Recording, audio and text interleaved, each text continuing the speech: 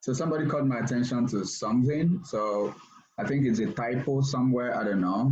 Clarissa, that was you, or maybe you were the one who made the mistake. Okay, so let's take the question one by one. So if I could maybe use one of the first cases that I've graded, maybe I think Lillian's comments, or maybe Mr. Cheng's comments must be also good. So let's look at this. Of course, you got the inverse. This is your inverse function. And the comment is that, so if you look at this question, the next one is about what do you notice from Q, question 1C to question 1F. So according to question 1C to question 1F, whenever a function and its inverse are composed together, you get X. X is the identity function, okay? An identity function, or should I say identity mapping, is the one that maps an element to itself. Does that make sense? It maps an element to itself. It maps an argument to itself. So if F is an identity function, F of Lillian is Lillian. F of Leo is Leo. Okay? F of Brandy will be Brandy. It maps an element to itself. So f of x equals x is an identity function. So we notice that when a function is composed with the inverse, it gives an identity. So the purpose of giving you C and D is to see that even though our composition is not commutative, do you remember what I mean by commutative? That is, when you do it two ways, you don't get the same thing. Does everybody remember that? Please talk to me. Yes?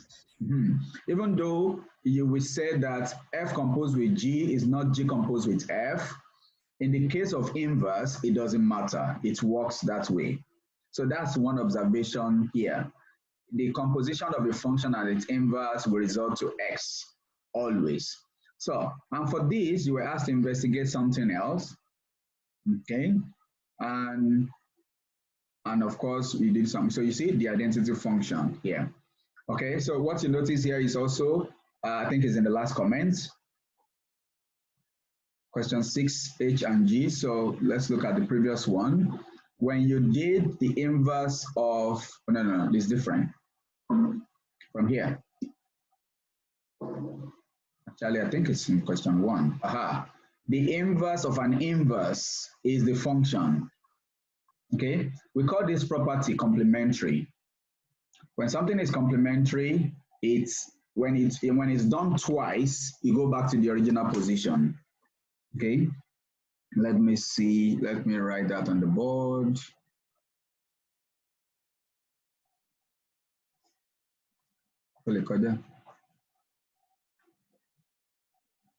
Just a sec.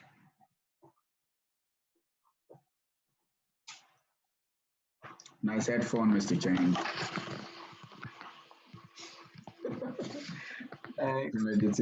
Just wanted to look straight into the camera, actually. I think everybody got some headphone. We don't know who has the coolest headphone, but Kenny doesn't have it. I have another pair. Okay, so what are you trying to do? That's your headphone is better than Leo's. Right. Okay. Now, the idea of inverse and a function is actually more, we discuss it in numbers. For example, I don't know if you might have heard of this before. Let's write the date first. Today is what? Is it 19 or 20? 20. Okay, so it's Friday.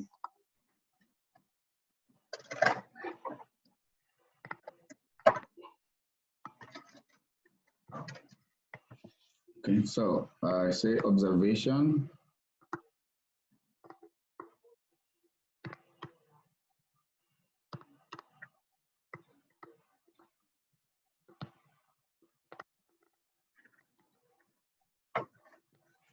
From our investigation.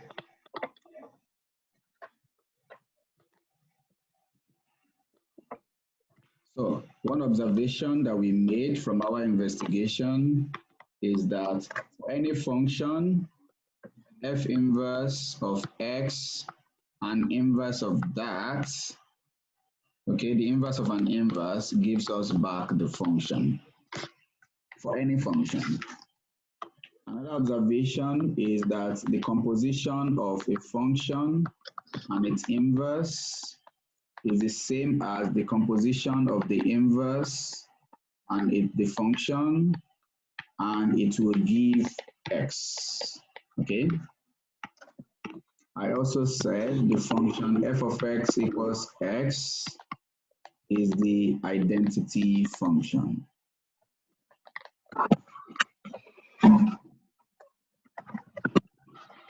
Okay, f of x equals x is the identity function.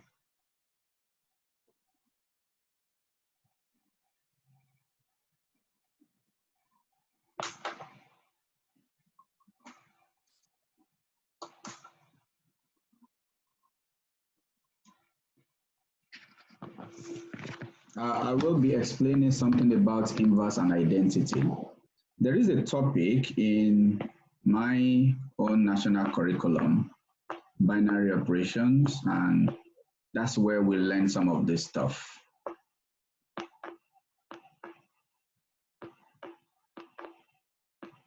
Okay, that's enough OCD. No, I'm being OCD now, trying to make sure the line is straight. So let me give you what this idea of inverse and identity is about. Identity and inverse. So let's just say binary operation.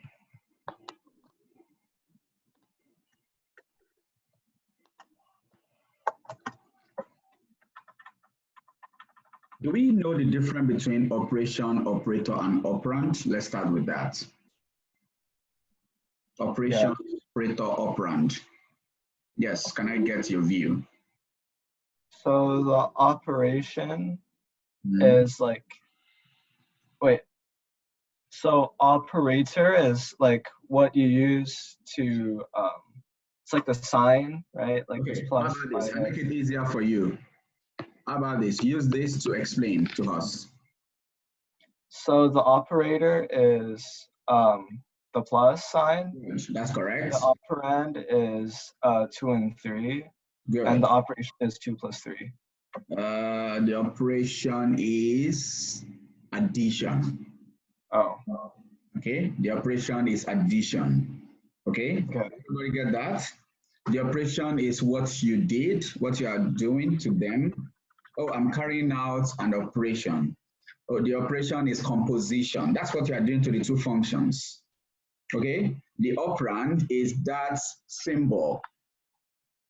The operands are the functions themselves. Okay, so what you are doing now is the composition. So let's write that first. One, operation, operator, operands.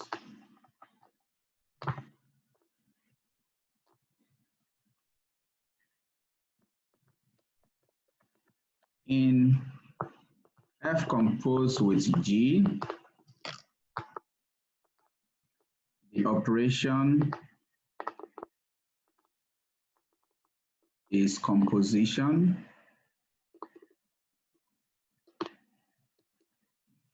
The operator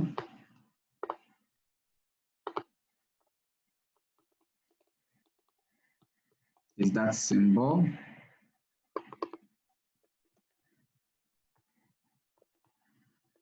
While the operands are the functions f and g. So since there are two of them, we can say this composition is a binary operation. Binary means it involves two operands.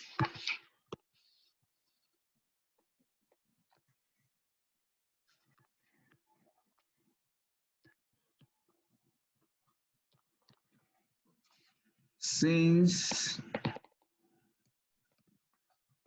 Composition requires two operands. What do I mean by require two operands? Can we say H compose X? Is it possible to say this? No. Let's have our mic on, please, so that you can talk freely, all right? Unless your background is noisy, then you can mute it and talk when it is time to talk, all right? So this doesn't make sense, right? Because you need to have something like another function M, isn't it? Okay, so because you need two operands, H and M, for this to make sense, then it's a binary operation. That's what we are talking about. In numbers, some of our binary operations are addition. You need two numbers for this to make sense. You can't just write 3 plus equals 3 plus what? Everybody's going to ask you 3 plus what? Also with multiplication and so on and so forth. Now, since it requires two operands, then it is a binary operation.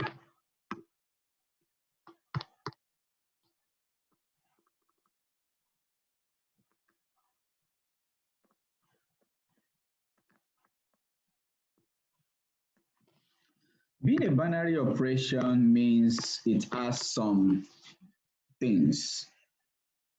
It has what we call the identity element. It has what we call the inverse element.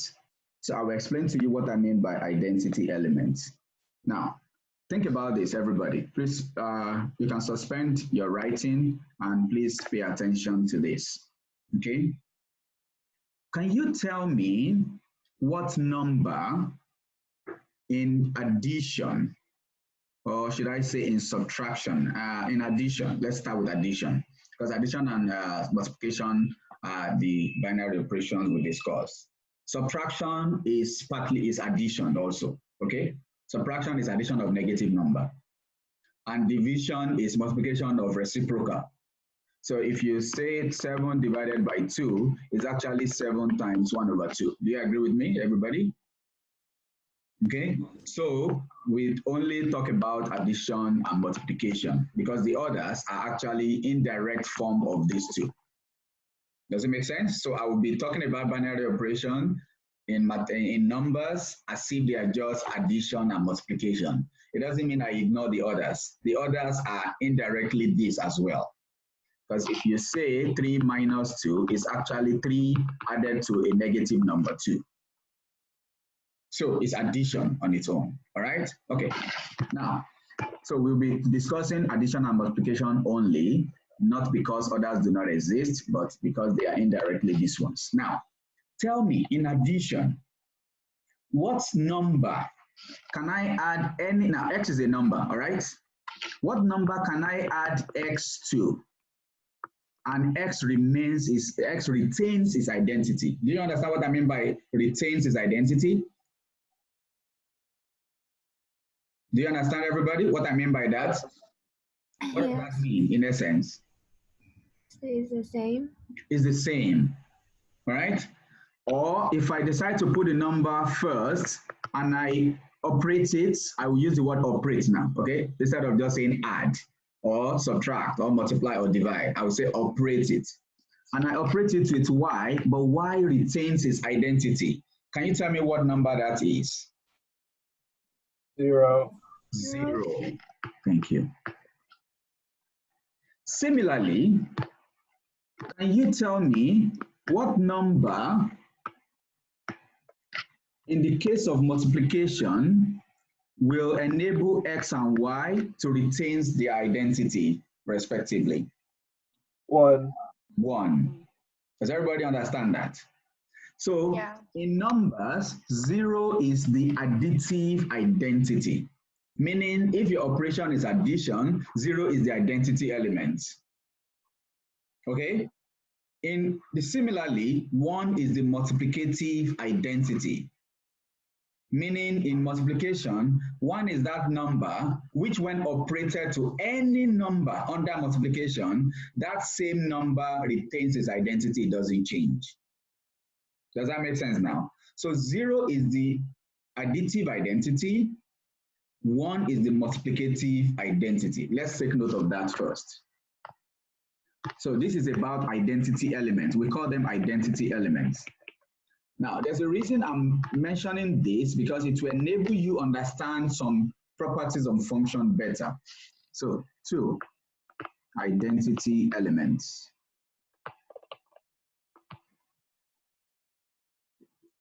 We use small letter E to denote identity elements. So if you read textbook later on abstract algebra, you might be seeing something like this. If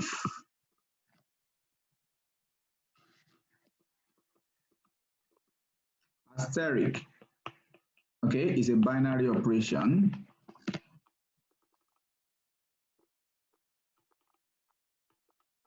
in a particular non-empty set, just like multiplication is a binary operation in number Z, R, and so on and so forth, all right?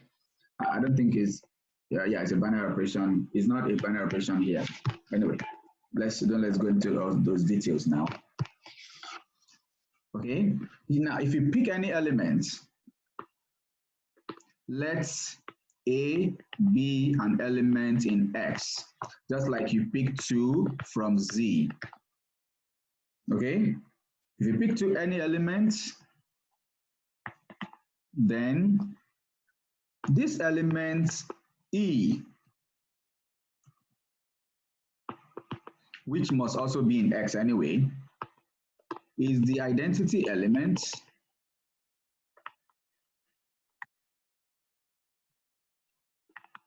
of that binary operation if whenever you operate A with E or you operate E with A, what do you get, everybody? A. A. Karen, you haven't said a word. You look confused, are you? Miss K? Are you confused? Kind of. Kind of, okay. Asterisk is a binary operation. Asterisk is like your plus and times. Okay, this is like plus, this is like time, this is asterisk. Asterisk is just generalization of the operation. X is a non-empty set. Oh, this should have been non-empty, sorry. This is non-empty. So when I say X is a non-empty set, it could be your integer. Okay, it could be set of matrices. It could be set of complex numbers. Okay, so we are considering addition of integers, multiplication of integers, for example. Okay, it could be R. Now, let A be an element from this X. So pick any number from X. For example, if we are dealing with R and operation times, I pick any number from R, I could decide to pick 2. Does it make sense now? So this is the number I picked. So we are saying this particular number, which is also in that set, in the case of times, the number will be 1. In the case of plus, the number will be 0. So this is my E, possible E's. This number is called the identity element of the operation if any number operates with E or E operates with such number, gives back that number, then E is the identity. E is that number that enables E to retain its identity. With E, it does not change. That's the point we are trying to make. Does that make sense now? Yes. So please, I will encourage all of you to speak out if you have questions, all right? Now, for example, e.g., in multiplication, E is 1. In addition, that's not X, please, that's multiplication. I hope we are not too confused.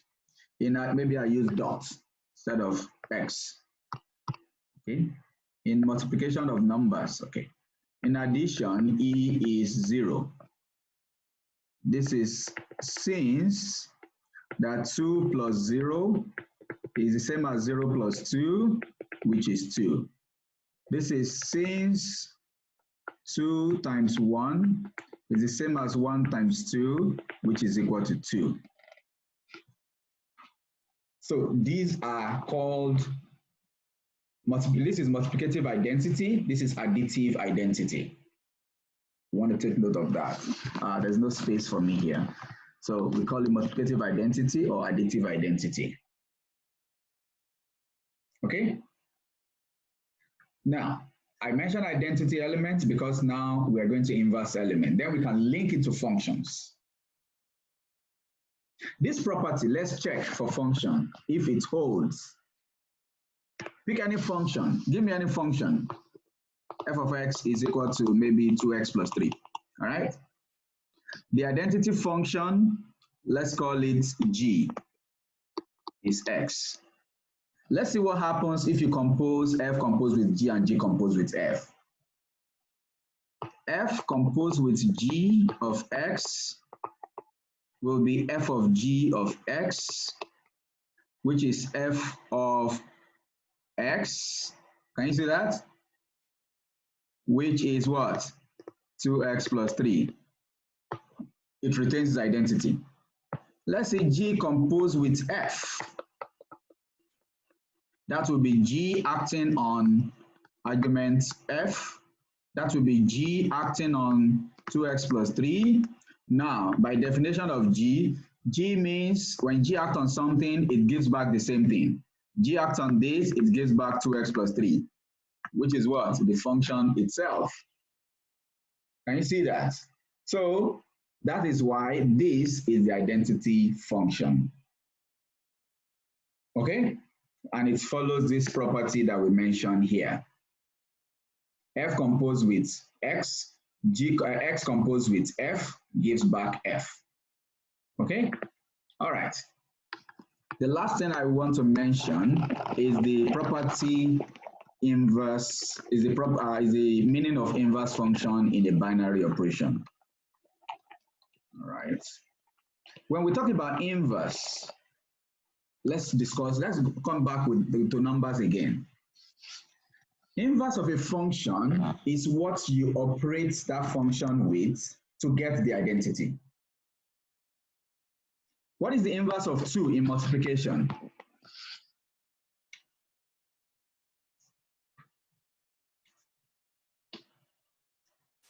In multiplication? Half. In multiplication, we call it reciprocal, actually. That's 1 over 2, right?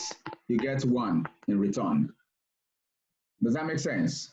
So you could see that 2 operates with the inverse, and just like 2 is the inverse of 1 over 2, 1 over 2 is the inverse of 2. That relationship between them is symmetric. Okay? Symmetric in the sense that your relationship with me is the same as my relationship with you. In our own student-teacher relationship is not symmetric, because while you could say that Vena is Mr. Daniel's student, this is our relationship, you cannot say that Mr. Daniel is Vena's student. Do you understand that? But sibling is symmetric. While you can say A is the sibling of B, you can also say B is the sibling of A. Does that make sense now? But brother of, can brother of be a symmetric relationship? Talk to me, please, quickly. Can brother of be a symmetric relationship? It can. If they're all male. Well, that means we are restricting it. We are speaking in general now. No. No. No. Because why you could say that James is the brother of Sydney. Can you say Sydney is the brother of James? Does it make sense? Talk to me, please. Some of you are just quiet. Crystal K, you have not spoken a word. Do you understand what I'm saying so far? Yes. So the inverse relation is symmetric. So if 2 is the inverse of half, we can also say half is the inverse of 2. That's the point I'm trying to make. Okay? In addition, what is the inverse of 2 in addition?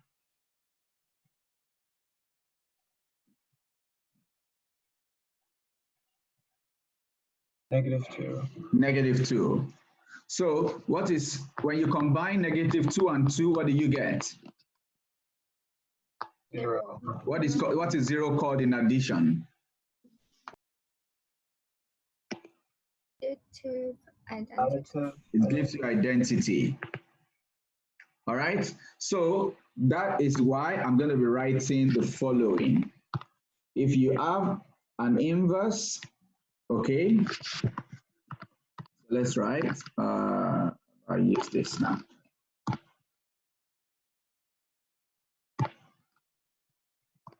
Inverse elements.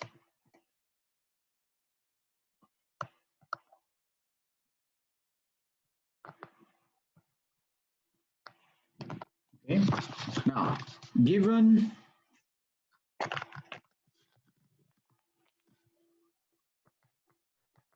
if, again, asterisk is a binary operation,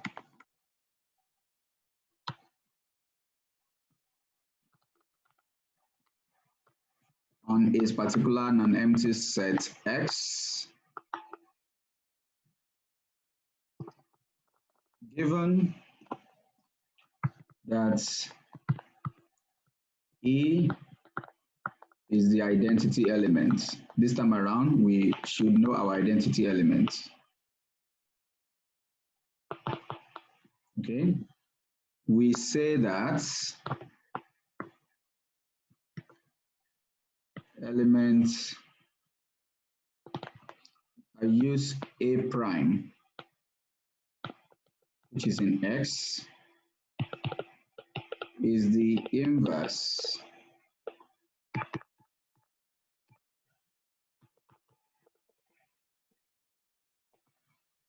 of element A if the following holds. If whenever you combined them in either way, you get your E. This is the definition of inverse elements. Whenever you operate A with the inverse, or you operate the inverse with A, you always get your identity element back. For example, in numbers,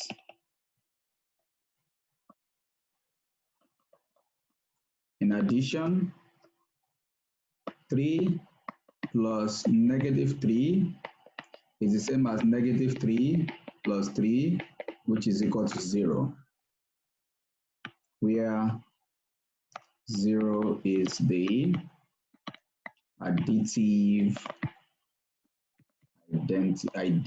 not additive. Additive identity. So we say 3 is the inverse of -3, and -3 is the inverse of 3. Similarly, in multiplication,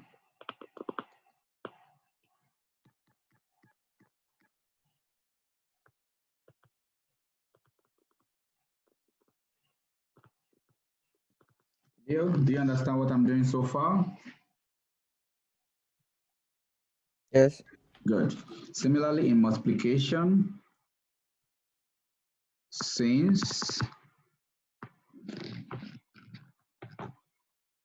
2/7 times 7/2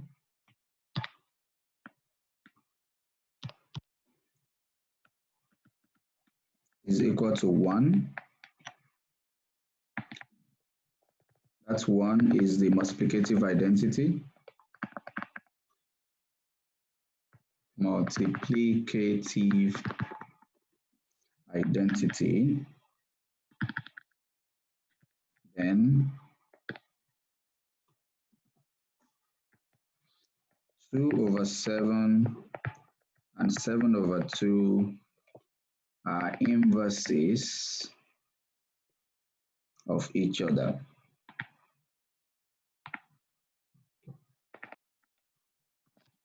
So 2/7 is the inverse of 7/2. 7/2 is the inverse of 2/7. That's the point we're trying to make here. Again, we can test it with our functions under composites. Let's see one of the functions that you have done. The composition, that's what you have done in the investigation anyway. For f of x equals 3x plus 2, let's find the inverse. To find the inverse, we say let y be f of x, which means that f inverse of y will be equal to x. Am I right? Now, from y equals f of x, it means y equals 3x plus 2, which means y minus 2 is equal to 3x, and that implies that y minus 2 divided by 3 equals to x. Now, and this x is actually f inverse of y from here. So, which means that y minus 2, no. So it means that f inverse of y equals y over 2 divided by 3. So we can change the variable. F inverse of x will be x minus 2 divided by 3. So now we have the function and the inverse. Let's operate by composition. F composed with F inverse. I'm sure you have done this already.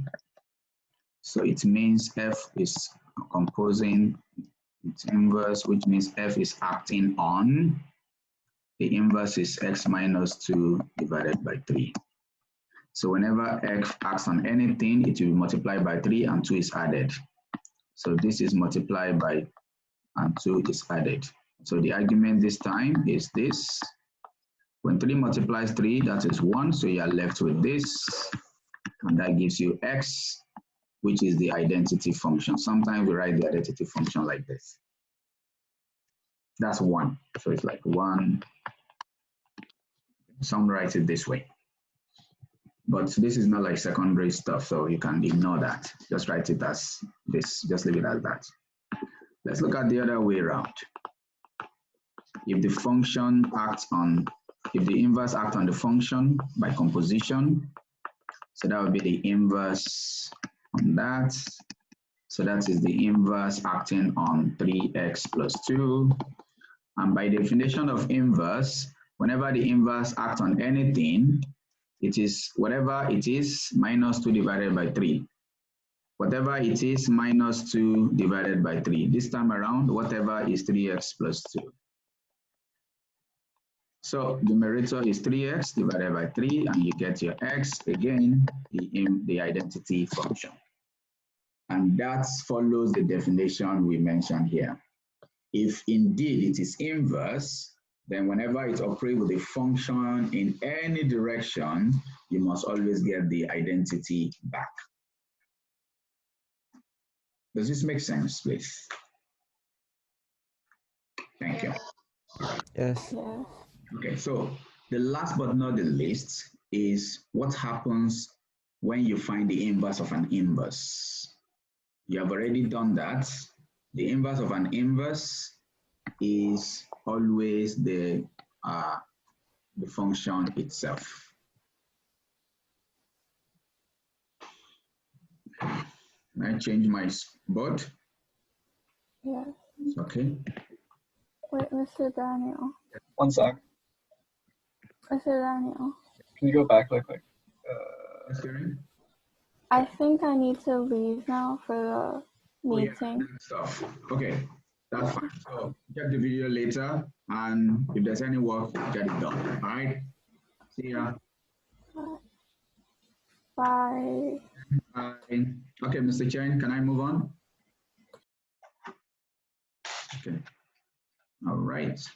Calista, I can't find you. Okay, there you are. All right. So the last property we want to observe is the inverse of an inverse.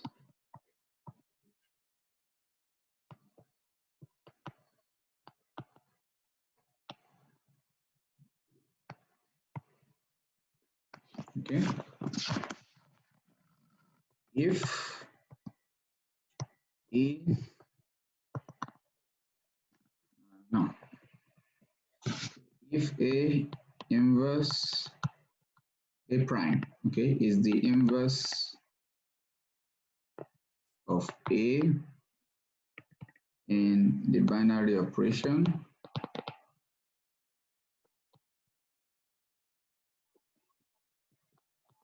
then one of the properties of inverse is that when you find the inverse of an inverse, you get your A back. So if you look at in addition,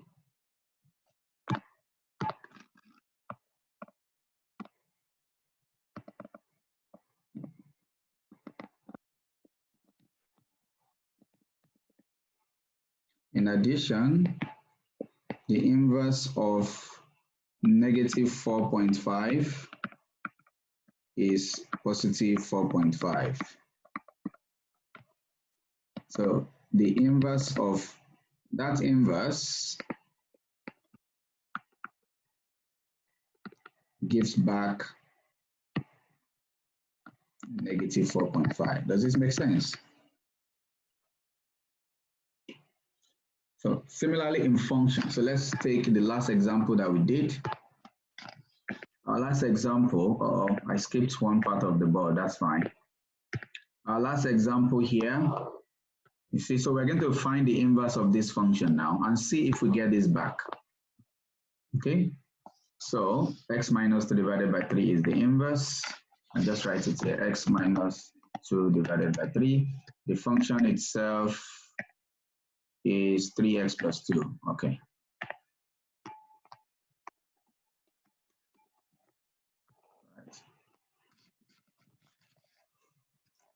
From last example,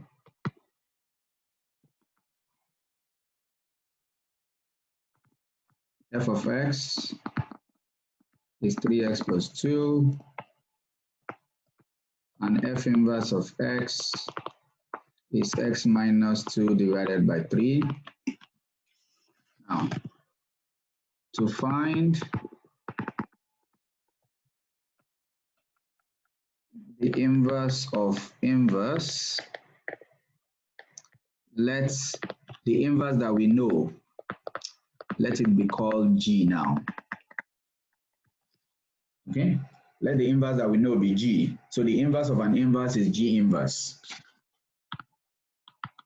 So that G inverse is the inverse of an inverse. Okay, so let's see what G inverse is based on that.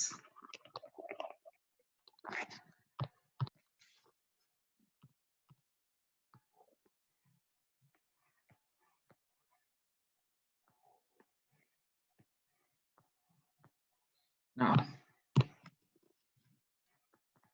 from G of x is x minus 2 divided by 3.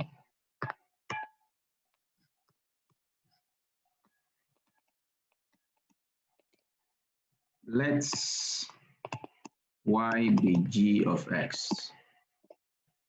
And this implies that G inverse of y is x. So from y equals G of x, so it means y is equal to x minus 2 divided by 3, which implies that 3y equals x minus 2, which implies that 3y plus 2 equals x. This x is G inverse of y from here. So if I combine these two, it means that my G inverse of y equals 3x plus 2, 3y, sorry. If I change the variable, it means G inverse of x is 3x plus 2. Remember that G inverse of x is actually the F inverse of F inverse. So this is, and from what we know, this 3x plus 2 is our F of x.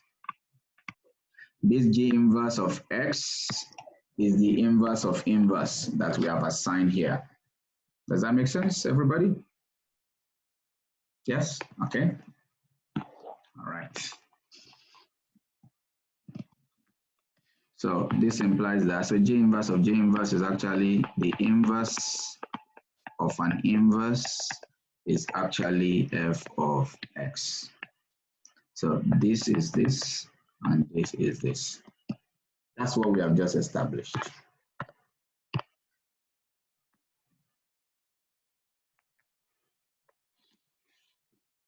This is what you have found out yourself from the investigation. Just trying to tell you the whole thing behind it. Okay, it's not by accident.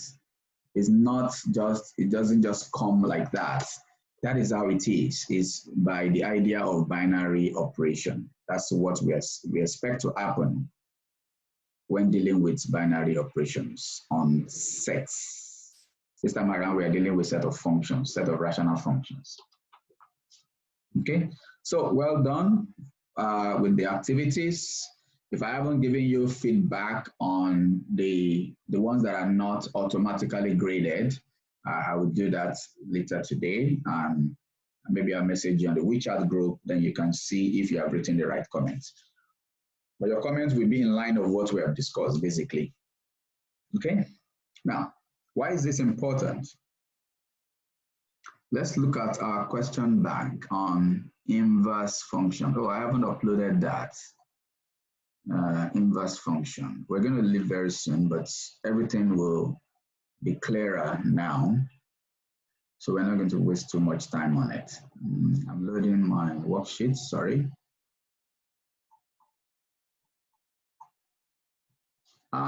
Wait. There is a last part of that activity that you are supposed to get something else. Sorry. This. Okay, sharing my screen now. Just a minute. Where's my screen? Come on.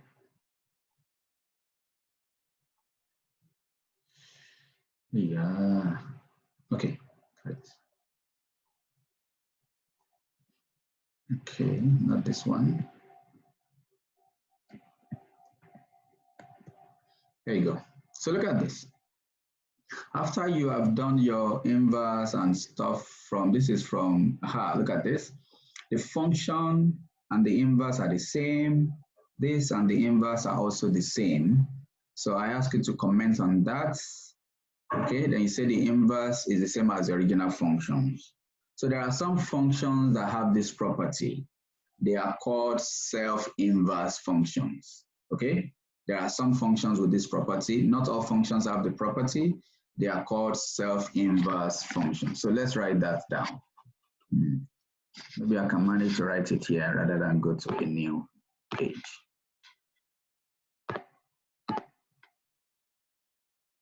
So number 5, this is not binary operation. Okay, let's go to the new page.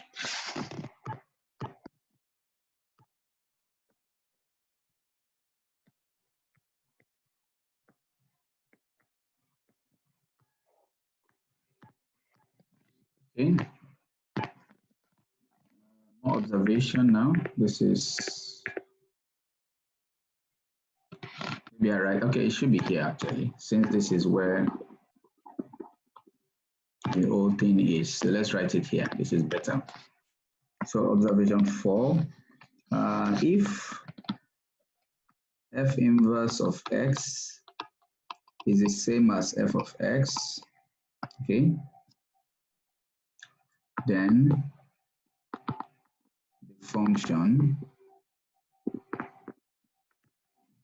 f is known as a self-inverse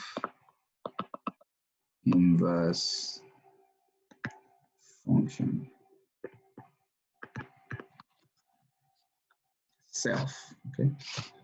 That's like myself, yourself. Self, it's even worse. Anyway, you can see it, self-inverse function. Lillian has rightly pointed out that she noticed any function in the form of a minus x in linear is always self-inverse. Okay, so for example, 2 minus x, 3 minus x, 4 minus x, they are all self-inverse functions. Okay, and that's right. So what I have given you in the investigation is a rational function that also led to self-inverse function. So I gave you the function 3x minus 8 divided by 3 in the investigation, 3x minus 8 divided by x minus 3. So e.g., f of x equals 3x minus 8 divided by x minus 3 leads to f inverse of x equals 3x minus 8 divided by x minus 3. So you could see that in this case, f of x is a self-inverse function. It means it is the inverse of itself. Can you think of numbers and tell me a number that is self-inverse in the operation addition? A number that is self-inverse in the operation addition.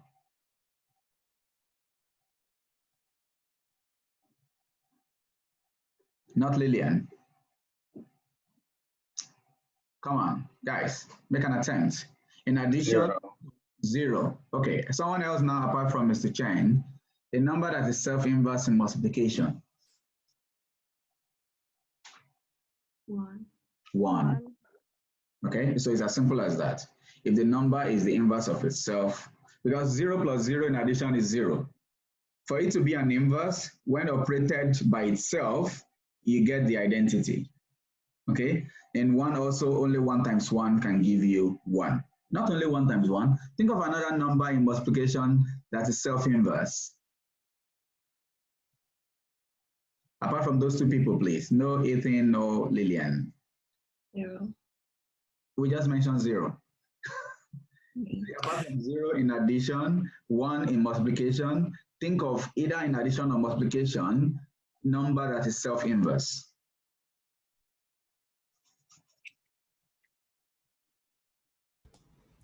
One over x. That's not a number, Leo. That's a function. And yes, you are right.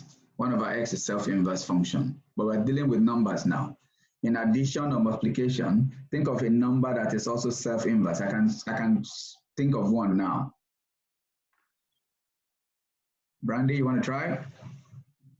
In multiplication, just 1 over any number, is it? 1 over any number, like 1 over 2? Because Wait, it's not. It's not, yeah, because 1 over 2, the inverse is 2. And that's not self-inverse property. Think of a negative number. Come on, it's not all positive. I said number. I never said positive numbers. I never said positive number. Negative 1. -1. And Clarissa and whoever said something that I didn't hear very well. Negative 1. Look at negative 1 times negative 1 gives you 1, isn't it? So in multiplication, negative 1 is also self-inverse. All right?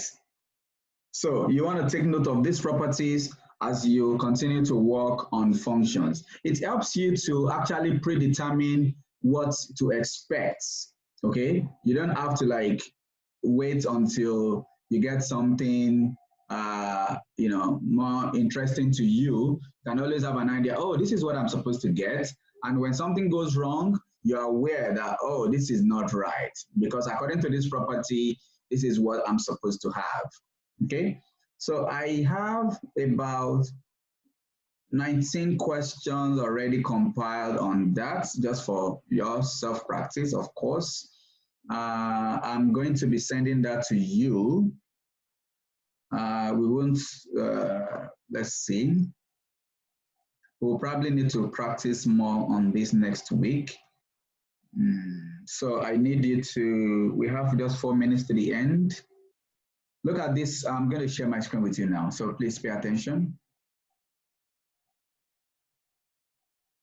Okay, can you see this? I need you to think about this. This says, which of these following functions have inverses? Where an inverse exists, write down the inverse. Just try 1 or 2. We will do it next time. I'll be sending this to you, so you don't have to write this down. Another interesting question I need you to attempt is this. Okay, this one. It says, find all linear functions which are self-inverses. I think Lillian answered part of that. So how do I want it to begin this? It says a linear function, right? Okay. Oh, it sounds like Lillian function. Lillian function. So if you are, all you have to do is start by saying, let the linear function be, what is the format of a linear function?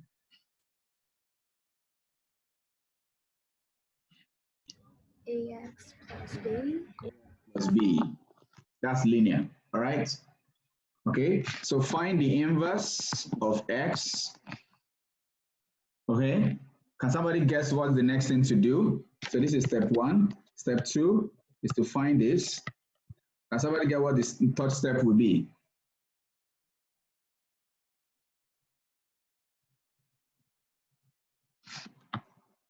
What does it mean to be self-inverse?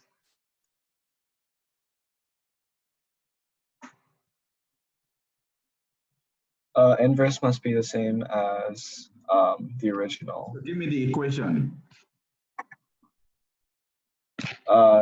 Gx equals g minus 1x. Inverse, not g minus 1. Okay, yeah. So you put this here. You put this, whatever you get, let's call it mx plus n. Okay, if these two must be equal, then b must be equal to n, and a must be equal to, okay?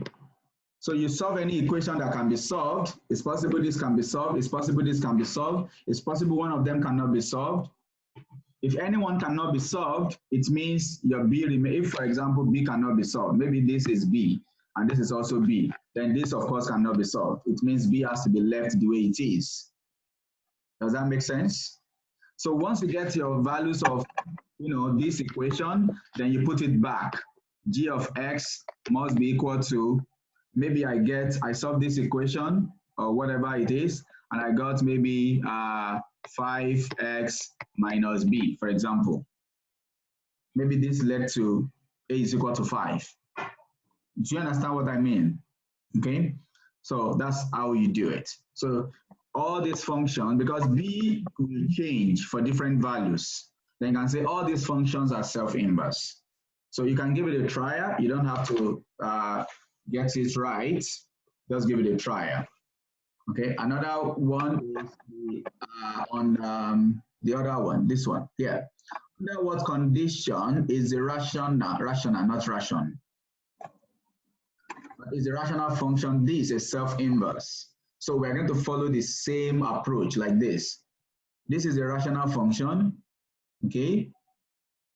Find the inverse, equate them, and see what you can deduce from there, okay? So you can play around with the rest of them. When we come on Monday, we will see how we can solve much of this as practice in the class and so on and so forth. After that, we are done with inverse. Then we can move on to the next stage of the chapter 2. on function. We still have odd and even functions and maybe some other stuff, okay? My one-to-one mapping, onto, into, subjective, just random explanation is not going to take our time, okay? So I'll be sending this to you. Let me change it to PDF first and put today's date. It's Friday 20th.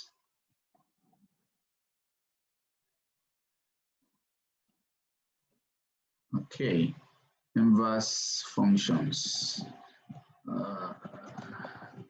Maybe I use self-inverse also. Inverse as self-inverse functions. But I would just call it inverse function. Self-inverse is just discuss on that. Okay, I'll change it to PDF and send it to us on WeChat. It's not graded assignments. I'm not assigning any question to you. It's just if you want to do some practice, please look into this worksheet. Otherwise, when we come next week, we will practice. Does that make sense? So this will be the end of the class. If you have any question, ask me now. Otherwise, I will see your faces on Monday. Bye. Bye, everyone. See you on Monday. Bye. Get some rest. Nakita especially. Nakita, did you hear me? Get some rest. Don't work at 2 a.m. And Mr. Cheng, don't send me a message at 3 a.m. for whatever you're working on. Go to bed. Okay. I'll try. Hey guys. Bye. Bye.